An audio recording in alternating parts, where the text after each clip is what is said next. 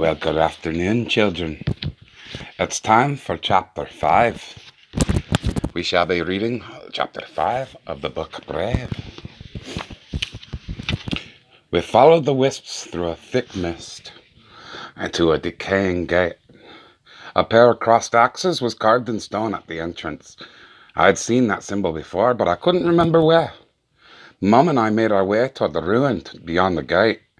It looked like an ancient castle that had sunk into the frost-covered ground. I had no idea why the wisps had brought us here. To the side of us was a lock, and as we looked, a large, scaly tail slipped into the murky water. Shuddering, I stepped forward and fell straight through the ground, landing in a dark room that was eerily quiet. Light filtered into the hole above. I saw that the room was a shambles, covered in frost and overgrown with roots. Mum poked her head into the hole. She grumbled at me with worry. "I'm fine, Mum," I told her, brushing myself off. When I stood up, I noticed 4 crumbling thrones. When I stood up, I noticed 4 crumbling stones. I just repeated myself. "You suppose this could have been the kingdom in that story you were telling me?" I asked Mum. "The one with the princess?" I spied a large stone tablet. Figures had been carved into it.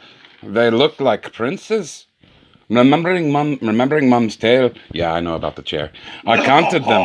1, 2, 3. The 4th prince had been split off from the rest by a crack in the stone. He held 2 axes across his chest, but his face was scratched out with claw marks. In fact, the whole room seemed to be covered in claw marks. They seemed to be the markings of a very large and very strong bear. Suddenly I remembered where I had seen the crossed axes before, on the witch's ring, the one she'd said the prince had given her. I was standing in that prince's throne room. "Split," I murmured, "just like our tapestry." As I ran my fingers over the crack in the tablet, I had a flash like a vision. I saw the prince raise his axe and cut the stone in 2, splitting himself off from his family.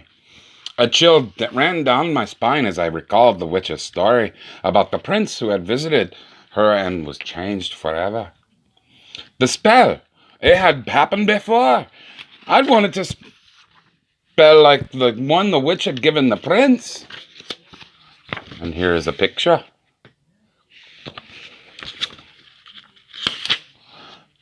But I was starting to think I had hoped for the wrong thing.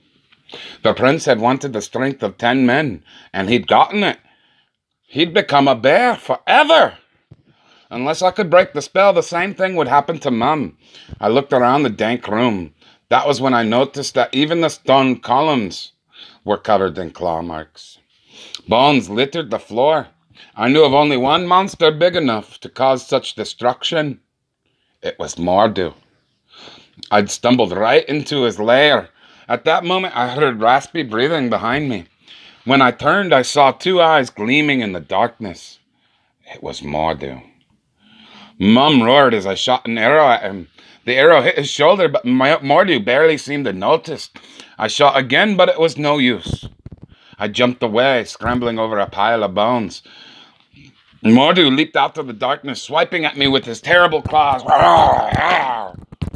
Oops.